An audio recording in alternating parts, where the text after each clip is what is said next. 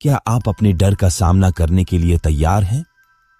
भारत में डरावनी कहानियों का एक समृद्ध इतिहास है जो आपकी रीढ़ की हड्डी हिलाकर रख देगी। प्रेतवाधित मंदिरों से प्रतिशोधी आत्माओं तक यह देश अलौकिक के लिए अजनबी नहीं है। इस वीडियो में हमने वास्तविक डरावनी कहानियों को संकलित किया है जो आपको रात में जगाए रखेगी। तो लाइट बंद कर दें और एक कंबल पकड़ लें, क्योंकि चीजें डरावनी होने वाली हैं। और चैनल को सब्सक्राइब भी कर ले, नहीं तो प्रेत आत्माएं आपको सोने नहीं देंगी।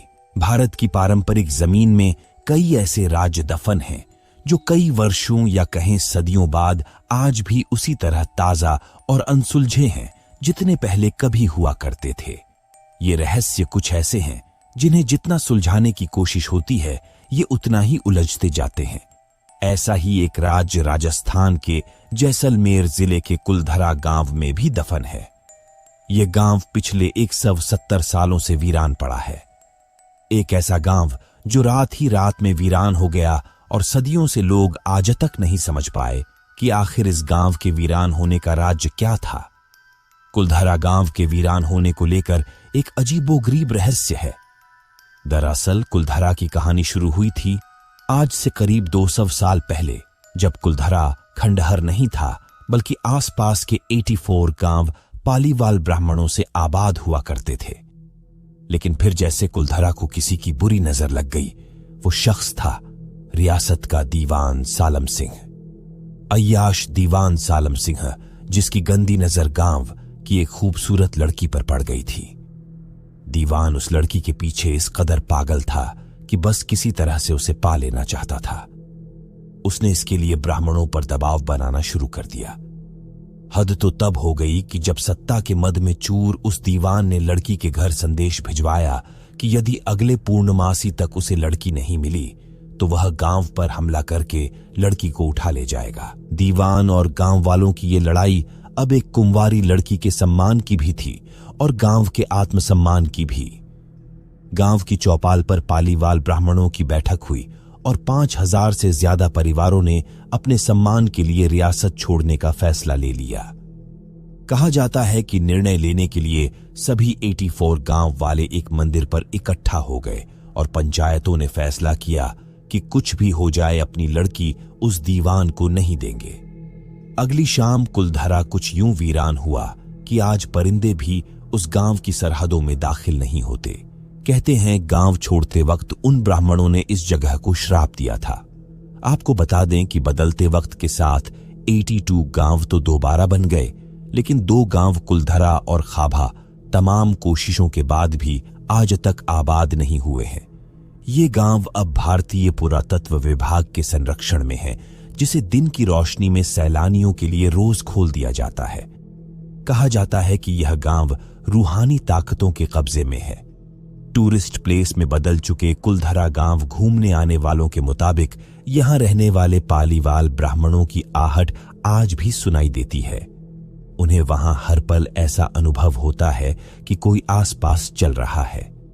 बाजार के चहल पहल की आवाजें आती हैं।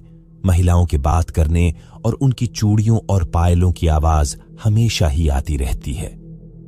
प्रशासन ने इस गांव की सरहद पर एक फाटक बनवा दिया है, जिसके पार दिन में तो सैलानी घूमने आते रहते हैं, लेकिन रात में इस फाटक को पार करने की कोई हिम्मत नहीं करता है। कुलधरा गांव में एक मंदिर है जो आज भी श्राप से मुक्त है। एक बावड़ी भी है जो उस दौर में पीने के पानी का जरिया था। एक खामोश गलियारे में उतरती कुछ सीढ़ियां भी हैं। कहते हैं शाम ढलने के बाद अक्सर यहां कुछ आवाजें सुनाई देती हैं। लोग मानते हैं कि वो आवाज 18वीं सदी का वो दर्द है जिनसे पालीवाल ब्राह्मण गुजरे थे। गांव के कुछ मकान हैं जहां रहस्यमय परछाई अक्सर नजरों के सामने आ जाती है। दिन की रोशनी में सब कुछ इतिहास की किसी कहानी जैसा लगता है, लेकिन शाम ढलते ही कुलधरा के दरवाजे बंद हो जाते हैं और दिखाई देता है रूहानी ताकतों का एक रहस्यमय संसार। लोग कहते हैं कि रात के वक्त यहां जो भी आया वो हादसे की शिकार हो गया। मई 2013 में दिल्ली से भूत प्रेत व आत्माओं पर रिसर्च करने वाली पैरानॉर्मल सोसाइटी की टीम ने कुलधरा गांव में रात बिताई। टीम ने माना कि यहां कुछ न कुछ असामान्य जरूर है।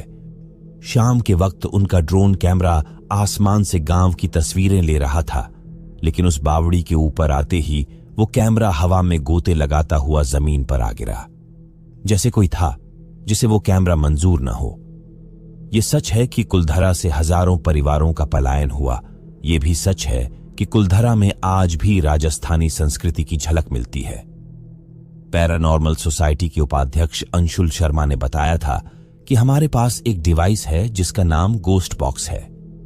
इसके माध्यम से हम ऐसी जगहों पर रहने वाली आत्माओं से सवाल पूछते हैं। कुलधरा में भी ऐसा ही किया। जहां कुछ आवाजें आई तो कहीं असामान्य रूप से आत्माओं ने अपने नाम भी बताए। 4 मई 2013 शनिवार की रात्रि में जो टीम कुलधरा गई थी, उनकी गाड़ियों पर बच्चों के हाथ के निशान मिले। टीम के सदस्य जब कुलधरा गांव में घूमकर वापस लौटे तो उनकी गाड़ियों के कांच पर बच्चों के पंजे के निशान भी दिखाई दिए, जैसा कि कुलधरा गई टीम के सदस्यों ने मीडिया को बताया। लेकिन यह भी सच है कि कुलधरा में भूत और आत्माओं की कहानियां सिर्फ एक वहम है। इतिहासकारों के मुताबिक पालीवाल ब्राह्मणों ने अपनी संपत्ति, जिसमें भारी मात्रा में सोना चांदी और हीरे जवाहरात थे, उसे जमीन के अंदर दबा रखा था। यही वजह है कि जो कोई भी यहां आता है वह जगह जगह खुदाई करने लग जाता है, इस उम्मीद से कि शायद वह सोना उनके हाथ लग जाए। यह गांव आज भी जगह जगह से खुदा हुआ मिलता है।